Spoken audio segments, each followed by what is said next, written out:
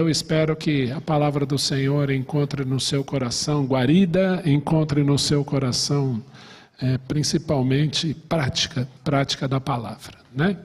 Então a aula de hoje, né, quando nós fizemos a divisão, ela tem um tema assim um pouco grande, né? O tema é bênçãos espirituais em Cristo Jesus, e o subtema desse tema é redenção e herança em Cristo. Então, o nosso texto base é Efésios capítulo 1, né, dos versículos de 1 a 14, que nós vamos ler hoje, e nós vamos conversar sobre ele. Talvez a aula ela não vai ser tão longa, né, ela termina até um pouco antes, mas tem bastante coisa aí para dizer, para nós falarmos, para nós lermos, né? Há muita dúvida em relação ao assunto do texto, há muita especulação, né? Eu já vi até briga, divisão por causa desse texto. E não é esse o propósito do texto. Se eu olhar Efésios capítulo 1 sob a perspectiva divina e não humana, sobre como Deus vê as coisas, você vai conseguir enxergar de uma maneira melhor. Então, eu vou fazer uma oração, eu vou pedir para Marlene fazer essa oração por nós, para nós começarmos a nossa aula. Irmã Marlene, por favor. Senhor, nós queremos agradecer a oportunidade de poder estar na Tua casa, ouvindo a Tua palavra, aprendendo de Ti, Senhor, que é manso e humilde de coração.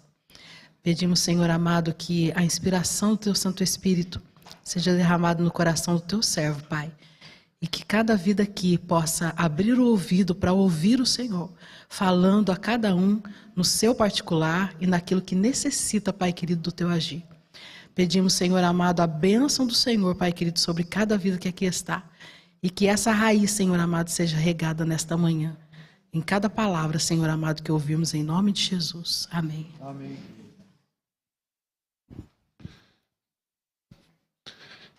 Eu estava conversando com um vizinho, né, um bom vizinho, e esse vizinho já é um senhor. E ele perguntava sobre a viagem que nós fizemos agora em junho, eu estava contando para ele. Só que ele praticamente conhece todos os países do mundo. E aí ele disse assim: Ion, eu vou fazer uma última viagem. Eu falei, é mesmo?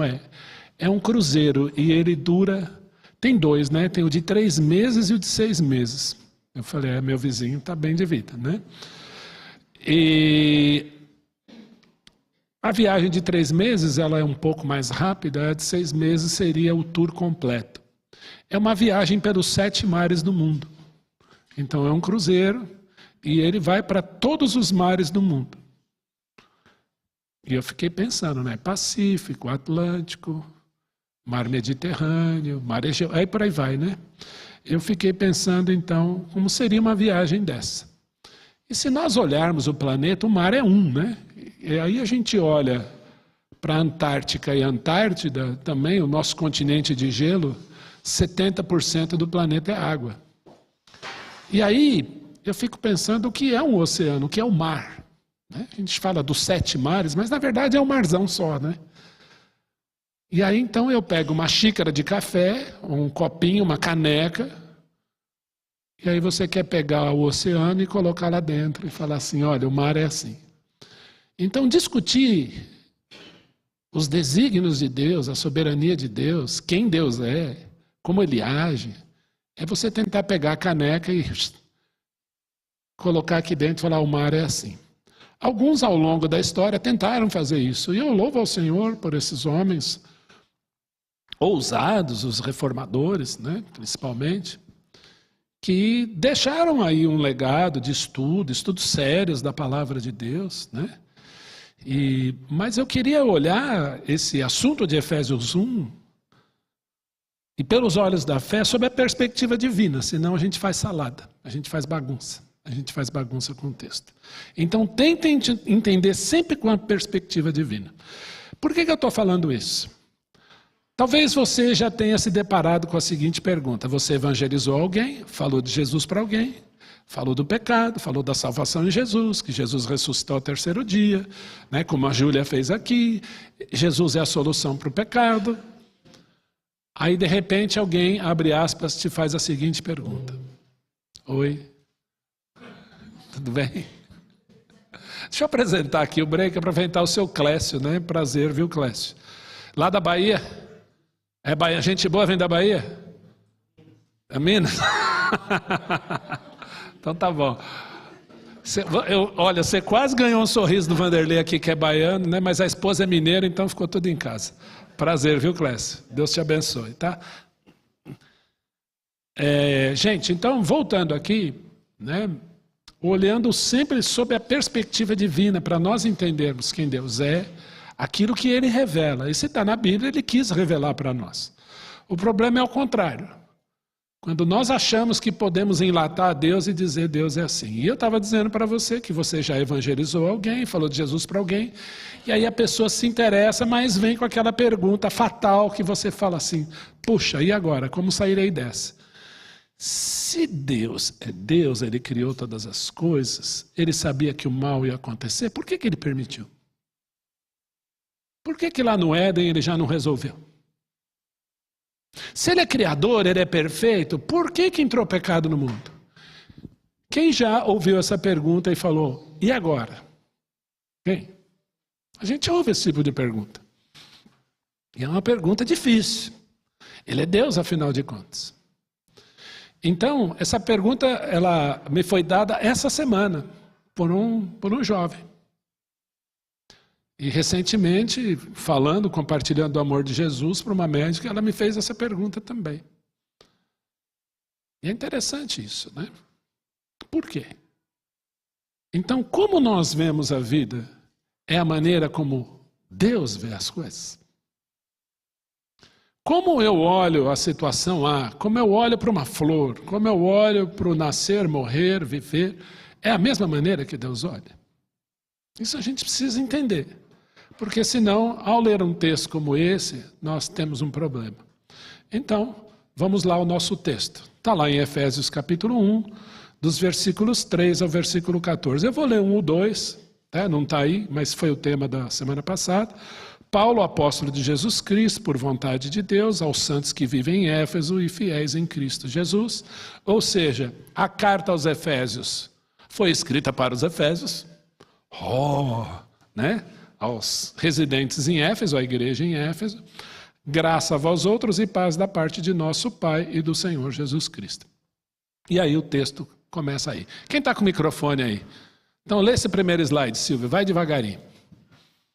Bendito o Deus e Pai de nosso Senhor Jesus Cristo, que nos tem abençoado com toda a sorte de bênção espiritual nas regiões celestiais de Cristo. Assim como nos escolheu nele antes da fundação do mundo, para sermos santos e irrepreensíveis perante Ele. E em amor nos predestinou para Ele, para a adoção de filhos, por meio de Jesus Cristo, segundo o beneplácito de Sua vontade, para o louvor da glória de Sua graça, que Ele nos concedeu gratuitamente no amado. Você viu que tem a palavra aí, nos escolheu, nos predestinou, mas eu não deixei essas palavras em vermelho. Eu enfatizei a palavra beneplácito. Beneplácito. Guarda essa palavrinha aí diferente que a gente não sabe direito o que significa. Passa o microfone para alguém, Silvio, aleatoriamente, para Edi. Marmelada, né? Próximo lá, Edi. No qual temos a redenção pelo seu sangue, a remissão dos pecados, segundo a riqueza da sua graça, que Deus derramou abundantemente sobre nós em toda sabedoria e prudência, desvendando-nos o mistério da sua vontade, segundo o seu beneplácito que propusera em Cristo, de fazer convergir nele a dispensação da plenitude dos tempos, de todas as coisas, tanto as do céu como as da terra. Nele, digo, no qual fomos também feitos herança, predestinados segundo o propósito daquele que faz todas as coisas conforme o conselho da sua vontade. Bom, eu enfatizei aí em vermelho a palavra beneplácito mais uma vez. Olha aí que está em vermelho, de fazer convergir nele, em Jesus, na dispensação da plenitude do tempo, todas as coisas, e a palavra também, no qual fomos também feitos herança. Não é somente nós que somos herdeiros, há outros que nós não podemos nos esquecer. Vamos continuar. Edi, escolha alguém. Só não pode ser o Silvio. É um clã, né? É um clã isso aí. Vamos lá, Silvio. Espera aí. Por favor, Silvio. A fim de sermos para louvor da sua glória, nós os que de antemão esperamos em Cristo, em quem também vós, depois que ouvistes a palavra da verdade, o evangelho da vossa salvação, tendo nele também crido, fostes selados com o Santo Espírito da promessa, o qual é o penhor da nossa herança, até ao resgate da sua propriedade, em louvor da sua glória. Que texto bonito. Que texto lindo. E eu enfatizei aí, tem muitas coisas que poderíamos enfatizar, ou deixar todo o texto em vermelho, porque ele é lindo, né? Mas para louvor da sua glória. Tudo na Escritura é para louvor da glória dele. Segundo o beneplácito dele. Interessante isso. Nós também fomos feitos herança e selados com o seu Santo Espírito da promessa, como penhor, né, como certeza. Então o Espírito Santo nos selou e ele mesmo é o penhor da nossa herança até aquele dia. O que faz uma carta chegar no seu destino é o quê? É o selo. Pelo menos na minha época era o selo. E eu tive uma fase na vida que eu colecionava selo, eu achava bonito. E tem gente que coleciona até hoje. Selo comemorativo disso, daquilo. Aquilo fazia a correspondência chegar. Por que chegaremos lá no reino celestial? Porque o Espírito Santo de Deus nos selou e ele é o penhor. Ele é essa certeza. Ele é o valor depositado. Bom, e aí, olhando para o texto, eu preciso entender algumas coisas. Primeiro, hoje, por incrível que pareça, 12 de agosto, a Igreja Presbiteriana está comemorando 65 anos de Brasil. Quem sabia disso? 165 anos de Brasil. Quem sabia disso, que é hoje? É amanhã. É dia 12 amanhã? É amanhã, desculpa, mas hoje é domingo, então faz conta que é hoje. Amanhã. E aí, então, eu separei uma foto minha lá em Westminster, né? Fui lá, há uma atmosfera toda presbiteriana hoje aqui, né? Amanhã é o dia, então, dos 165 anos, que o Simonton sai lá dos Estados Unidos, empreende a sua viagem, e se você lê o diário de bordo de Simonton, é uma coisa pavorosa, que ele passa naquele navio, é vômito, é carga jogada no mar, porque teve que aliviar a carga, mas ele chegou aqui, né? E quando chegou aqui, ele teve companhia de irmãos que receberam. Vale a pena ler um livrinho chamado O Celeste por Vir, professor Antônio Gouveia de Mendonça, tem aqui, né? Ele foi professor lá no Mackenzie, já é falecido, lá do Ciências da Religião, e ele conta, então, a inserção do protestantismo no Brasil, como os irmãos se uniram, por exemplo, a família Calley, né? Metodista, se une com os presbiterianos, e o primeiro pastor presbiteriano é o ex-padre chamado José Manuel da Conceição, né? Que tinha algo interessante, ele ia nas paróquias se desculpar por algumas coisas que ele fez e falou, né? Muito interessante ler a história, um pouquinho, né, do que estamos aqui, né? Então há essa atmosfera aqui, né, e eu fico pensando, puxa, e agora, né, como entender a Escritura? Então eu já vi muito radicalismo, isso não é bom, né? Eu estava numa igreja uma vez, o pastor disse assim, abre aspas, Jesus te ama se você é eleito. Se você não é eleito, ele não te ama não, você está na igreja errada e pode ir embora. Eu levantei, esperei ele olhar para mim. Quando ele olhou para mim, eu saí do sermão dele. Esperei ele lá fora. Falei, agora a gente está na rua, amigo, vamos conversar, né? Não é assim. Então eu tenho que entender o que é que Deus pensa, como Ele revelou para nós. Não como eu penso que Deus pensa, mas como Ele é e Ele se revelou para nós. Isso é extremamente importante, para não fazer coisa errada com a Escritura. Tudo bem? Vocês estão me entendendo? Então, eu quero aqui, com muito cuidado, lançar algumas bases. Tá? Primeira base, Salmo 90, 1 e 2. Alguém lê para mim? Deixa eu abrir. Quem está com o microfone agora, Pado.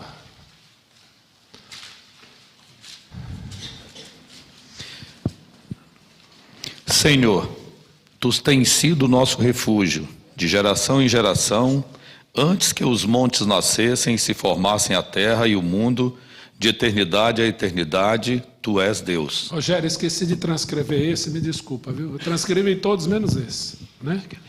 Olha aí, Salmo 91:2 diz o quê?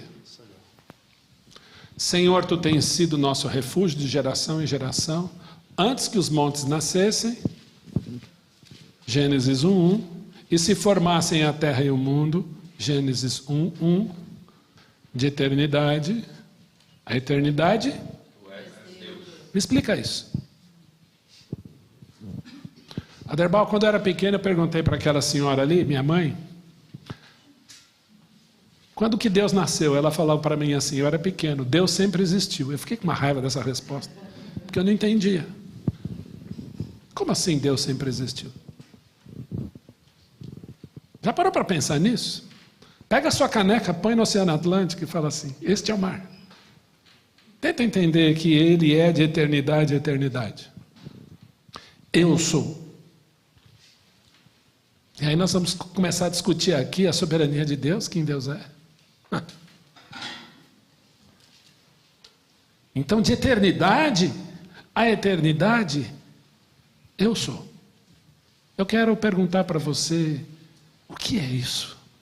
Um Deus de eternidade a eternidade, que sempre existiu, sempre existirá. Jó diz assim que Deus colocou a eternidade no coração do homem, mas esse não consegue entender. Nós sabemos que existe eternidade. Voltando aí ao tempo de infância, e eu tenho algumas memórias interessantes da minha infância, mas eu lembro de algo que eu escutava dos meus amiguinhos, eu falava, eu vou morrer com 1000 anos. Eu vou viver para sempre. E a gente disputava, eu vou viver 2000. Eu vou passar Matusalém. A gente ficava pensando assim, né? Por quê? Porque nós temos esse desejo de vida. Quantas vezes você fez uma viagem dos seus sonhos, você contemplou um lugar bonito, seu queixo caiu, você fez assim, ó. E você queria perpetuar aquele momento para sempre. Eu não, sou só eu. Você já reparou? Quantos aqui já subiram assim uma montanha alta e ficam vendo a vista lá de cima? Eu subi o Pico da Bandeira 12 vezes. Né? 12 vezes. A última foi em 2019, a última mesmo, eu não vou subir mais. A não ser que tem invente um teleférico. É o terceiro ponto mais alto do Brasil, 2.900 metros. Quando você olha de cima num dia bonito, a vista é bonita, mas é interessante, né? Você anda 9 horas, chega lá em cima, fica uma meia hora, olha. Tá bom, vamos embora, acabou. E quando vai embora dá aquela sensação, puxa, eu queria ficar mais um pouquinho. Ou quem sabe olhar um mar, ou quem sabe uma flor, um jardim bonito, uma criança correndo, uma sensação de paz. Ou uma refeição que você come tão devagarinho, porque ela está tão boa. Passei por isso ontem, né? Esperei uns 3 meses, não, 3 anos, né? Para a bacalhoada da minha mãe, estava maravilhoso. E nós comemos devagar, assim, falei, Senhor, eu não quero perder nenhum detalhe. Perpetuar momento bom, não é assim?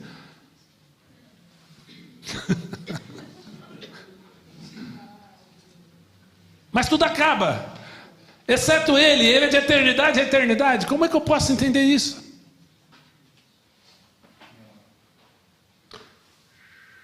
E aqui algumas bases importantes. Ele é Deus de eternidade a eternidade. Primeiro, eu não sei explicar o que é isso. Se você souber, por favor, me ajude.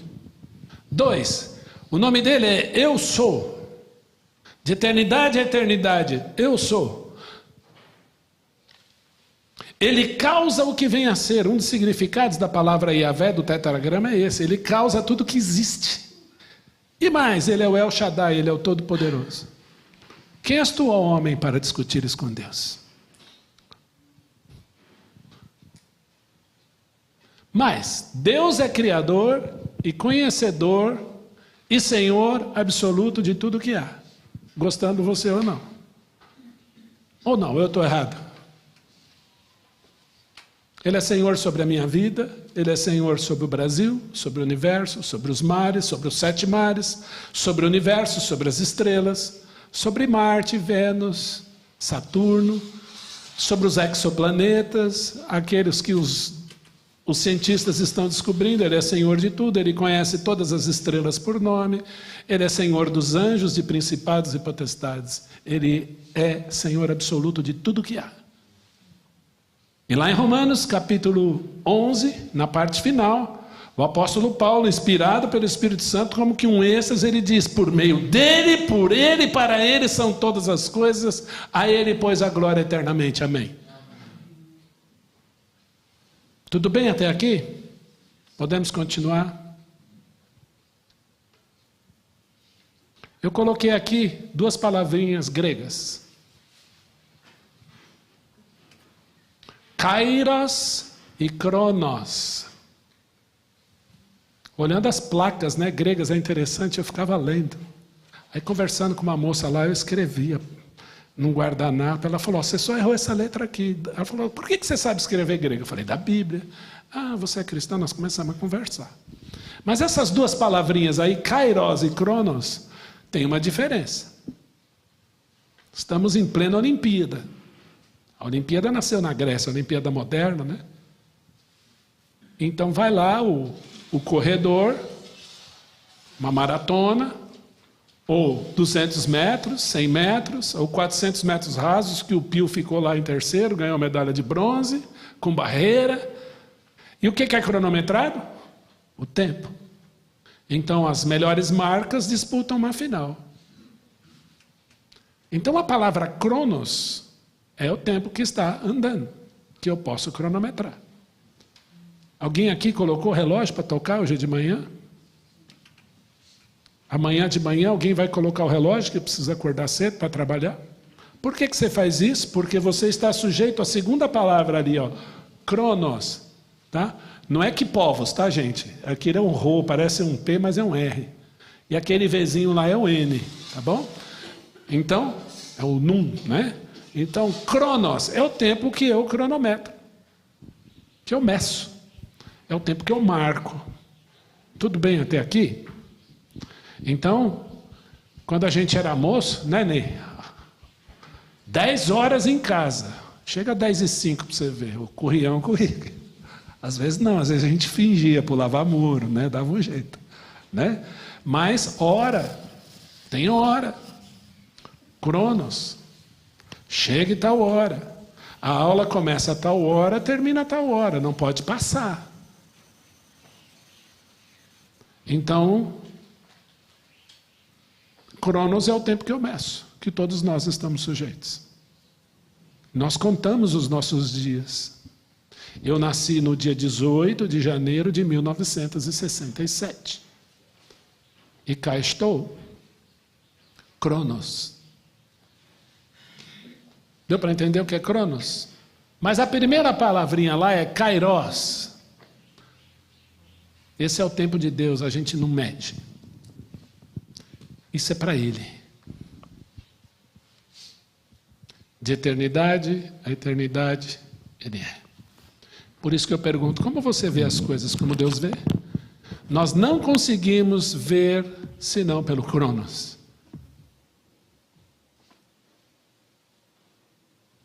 Um dia alguém perguntou: o que é o tempo? E eu gostei da resposta de um adolescente.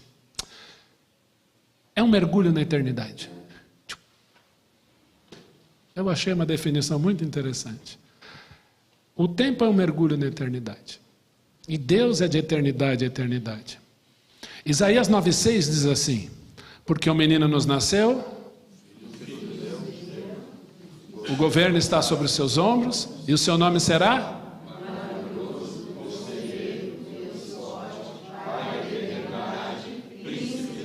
Essa expressão Pai da eternidade, Av-Ad, em hebraico, é aquele que gerou a eternidade.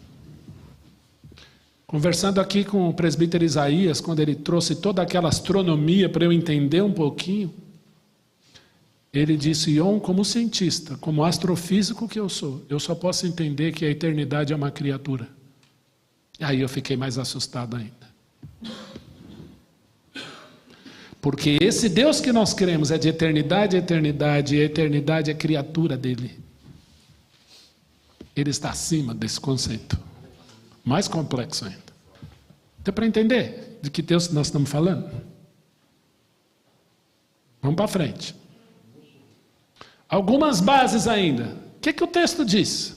Que nós fomos abençoados com toda sorte de bênçãos nas regiões celestes em Cristo Jesus. Que nós fomos redimidos. O que é a palavra redimir ou redenção? Alguém sabe esse conceito? Vamos lá, deixa eu... Oi, quem falou? Quitado dívida. Quitar dívida, o que mais? Comprar no mercado de escravos, restaurar, perdoar. A palavra redenção, ou goel, em hebraico, e carissomai no grego, é o que a Silvia falou aqui. É comprar no mercado de escravo, ou pagar um preço por um escravo e pô-lo em liberdade. Só que aí o texto diz que ele nos escolheu nele, em Jesus, e nos adotou nele. Então, como isso funciona? Ele não só me comprou no mercado de escravo, para me pôr em liberdade, mas ele me adotou e me deu o nome dele e diz, agora você vai comigo para minha casa, a partir de hoje você é meu filho. E aí então alguns empacam na palavra, ele me escolheu. Como é que funciona isso? Ele me predestinou. Pastor, agora piorou. E nos concedeu graça gratuitamente em quem? No amado, que é Jesus, e nele, pelo seu Santo Espírito, fomos selados. Eu pergunto mais uma vez, você vê as coisas como Deus vê ou você vê como você vê? Essa é a grande questão. Calma que eu vou chegar lá.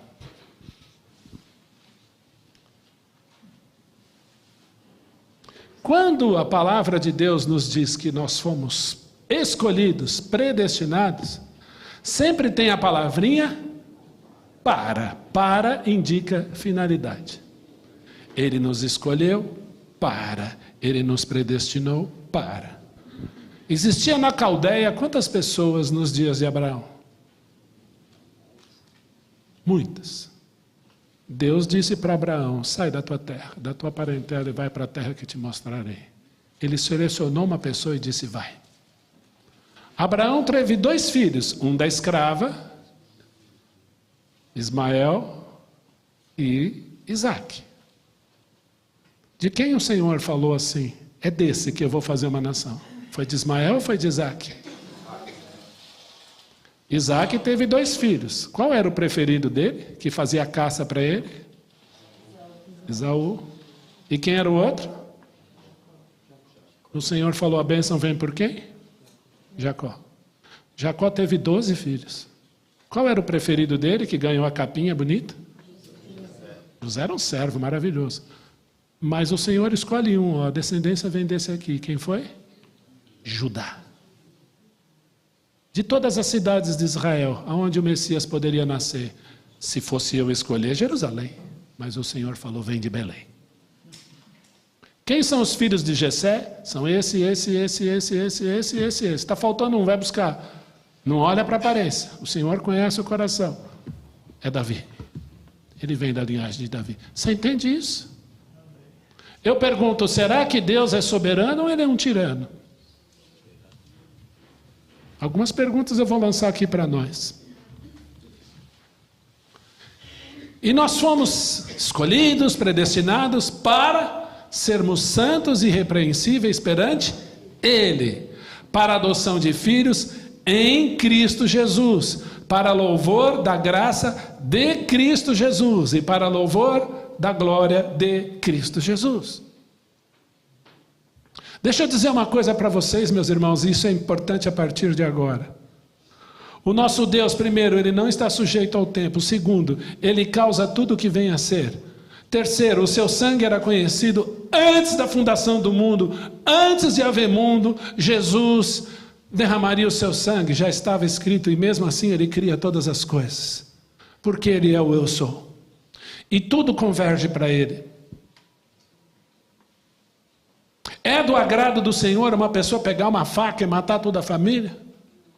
Não. Mas isso fere a vontade soberana do Senhor? Não. Ele faz a história acontecer? Faz. Ele deixa de ser Deus? Não. Ele passa a ser um tirano por causa disso? Absolutamente não.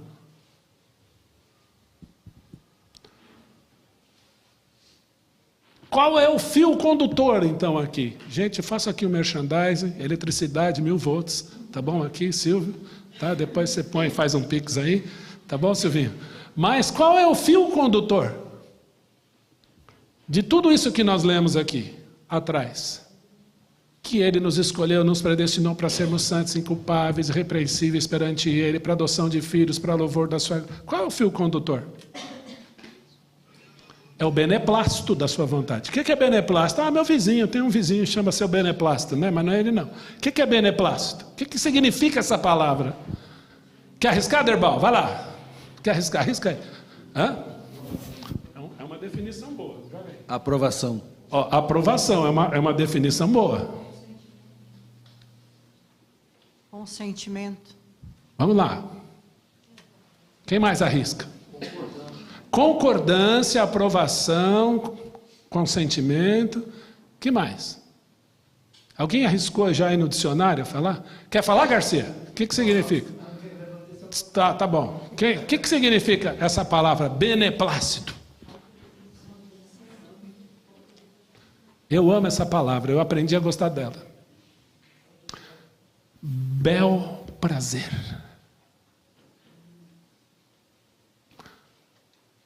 O bom prazer, em outras palavras.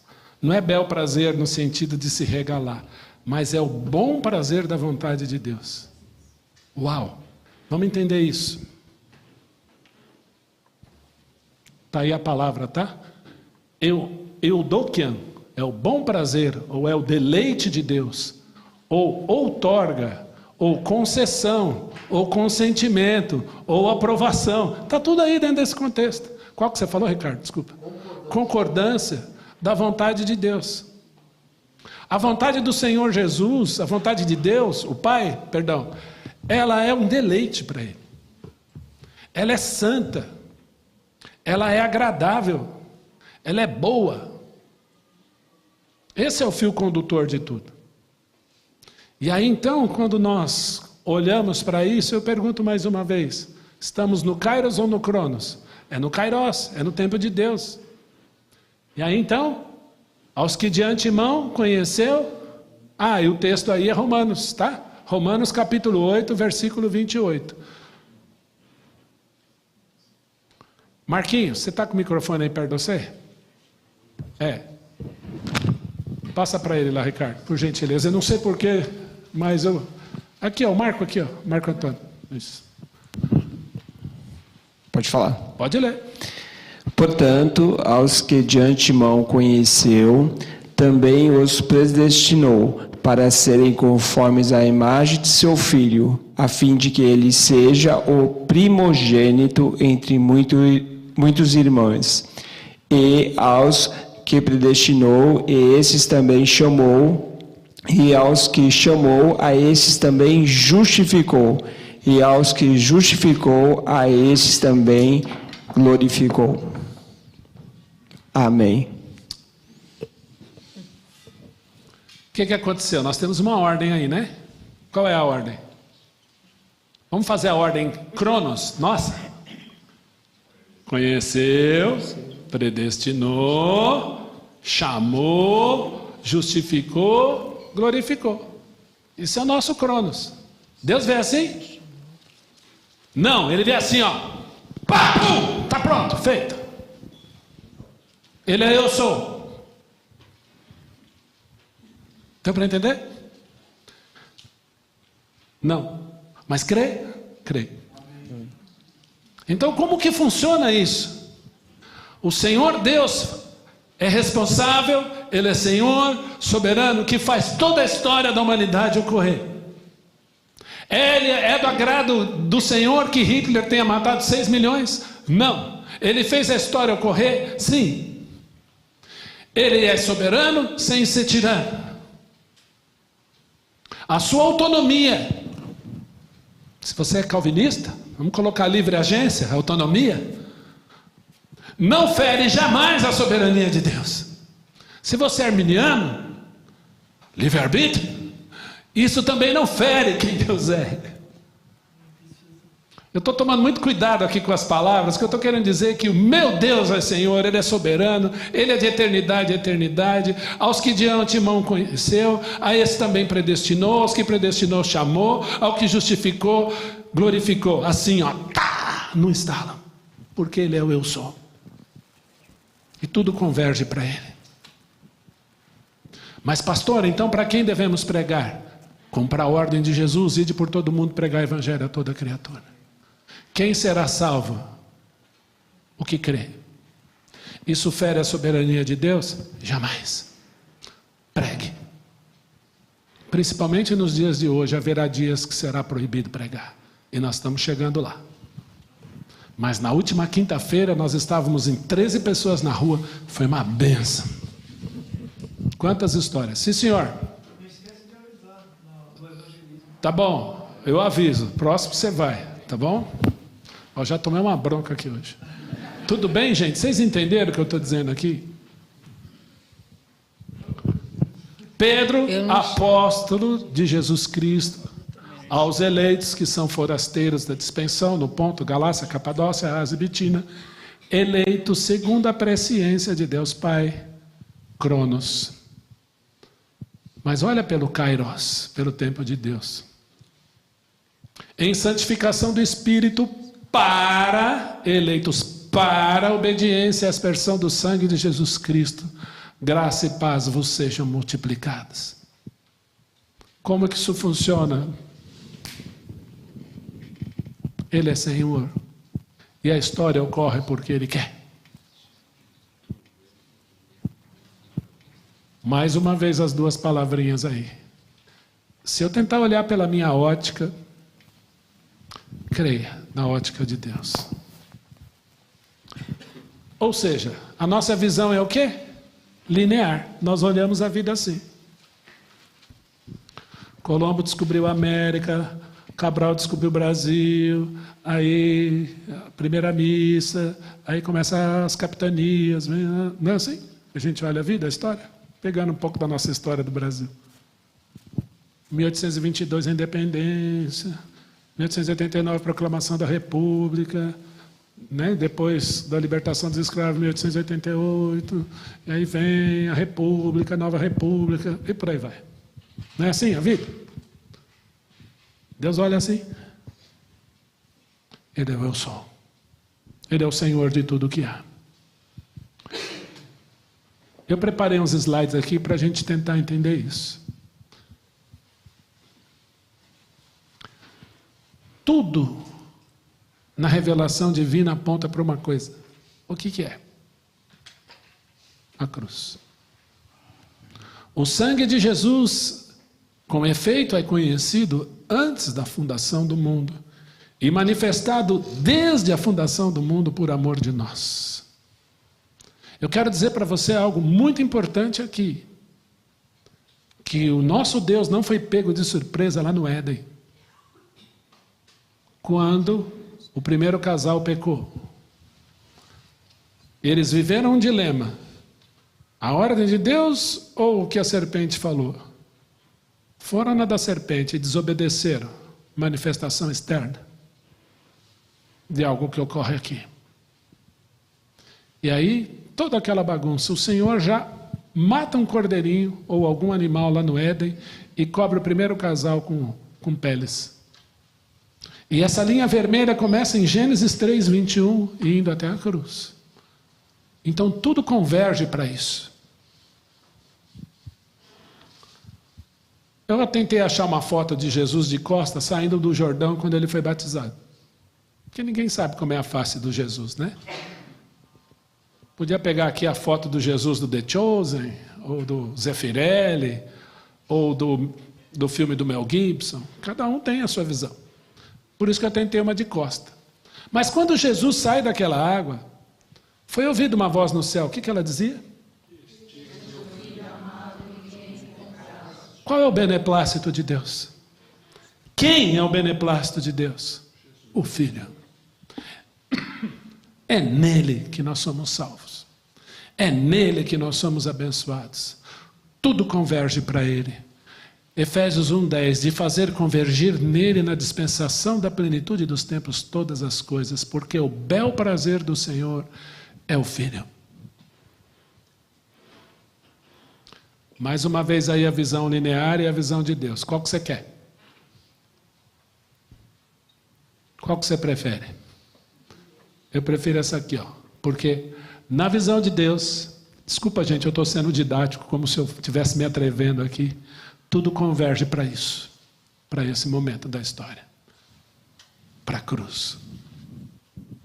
Raquel Novaes entendeu isso, né? Quando ela canta lá, Jesus é o centro de tudo o que há. Jesus é o centro da igreja, ele é o centro de tudo. Vamos ver aqui um pouquinho disso. Como é que é dividida a Bíblia? O Antigo Testamento? O que está no meio? Hein, gente? Onde começa o Novo Testamento? Não é no nascimento. É lógico que termina lá Malaquias, você vira a sua Bíblia, Novo Testamento, começa ali, o nascimento de Jesus, Mateus 1:1, né? Aí você fica, espera um pouquinho. Onde começa o Novo Testamento? Os evangelhos, a vida de Jesus, nós vamos chamar aqui, ainda de tempo de lei, de transição, é verdade. Jesus começa a dizer, eu porém vos digo, Jesus guarda a lei. Jesus cumpre em si toda a lei. Ao ponto dele ser o cordeiro prescrito na lei de Moisés. Mas lá na cruz, agonizando por horas, ele brauda em alta voz o quê? Está? Começa o Novo Testamento. Porque, segundo o livro de Hebreus, capítulo 9, o testamento só é confirmado em caso de mortos. Porque não tem força de lei enquanto vive o testador. Certo, advogados, aqui? O testamento, ele só entra em vigor em caso de mortes.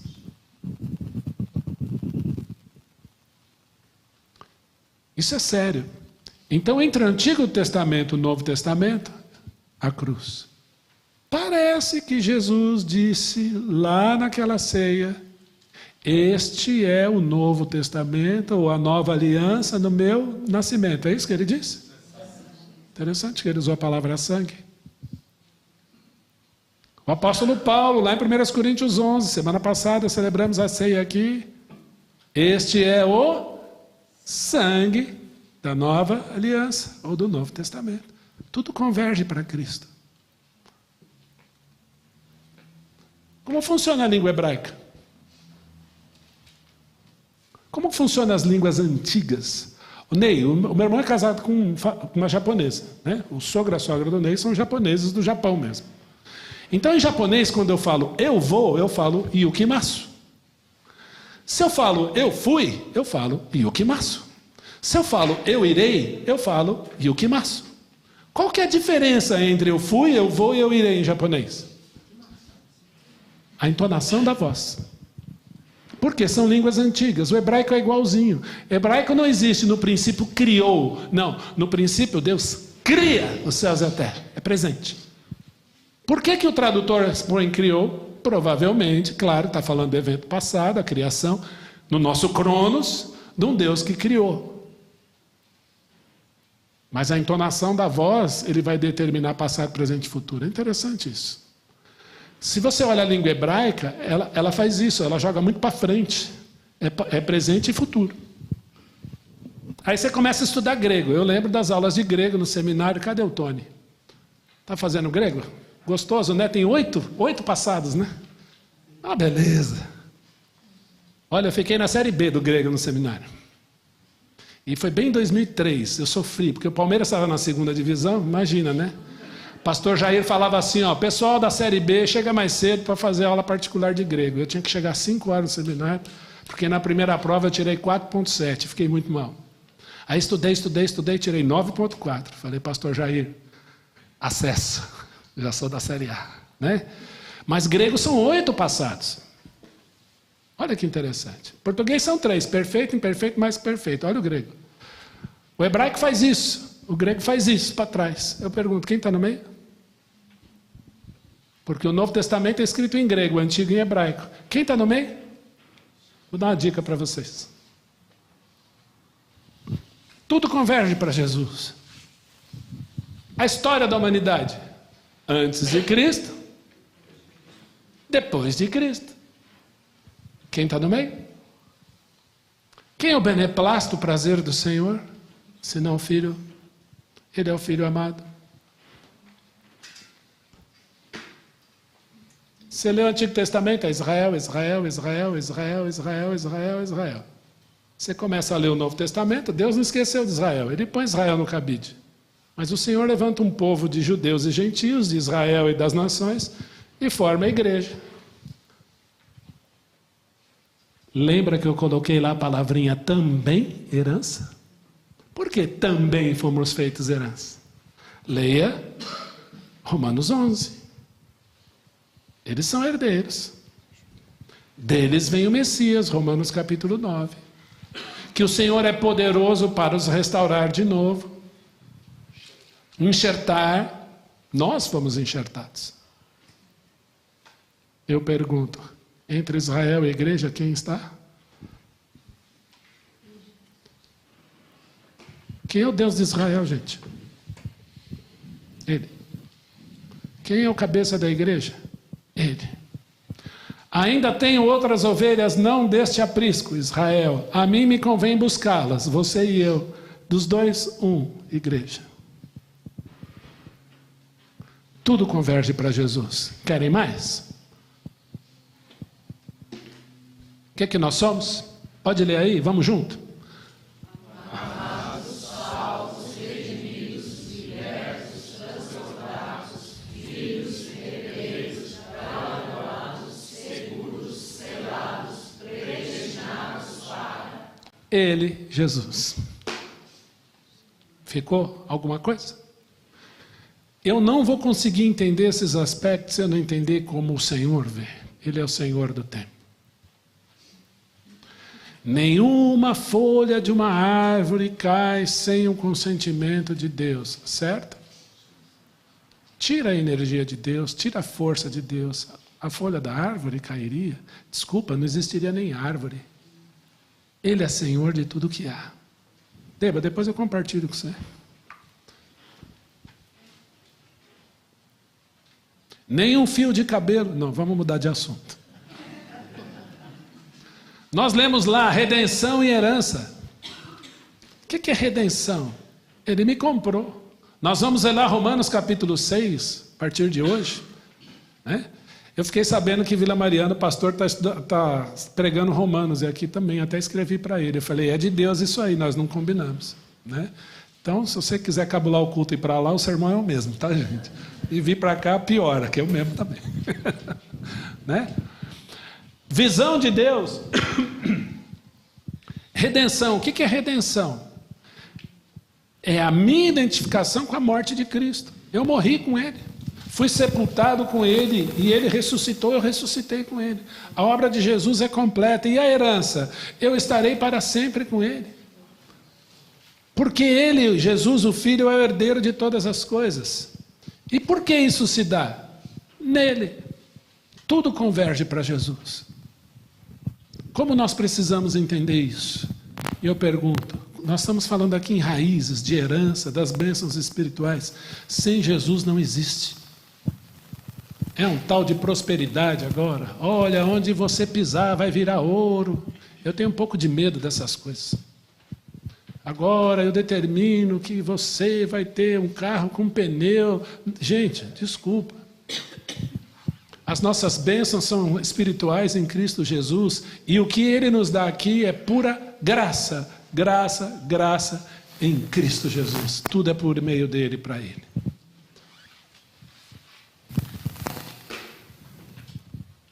A pergunta que eu queria deixar é: Jesus é o centro de tudo o que há?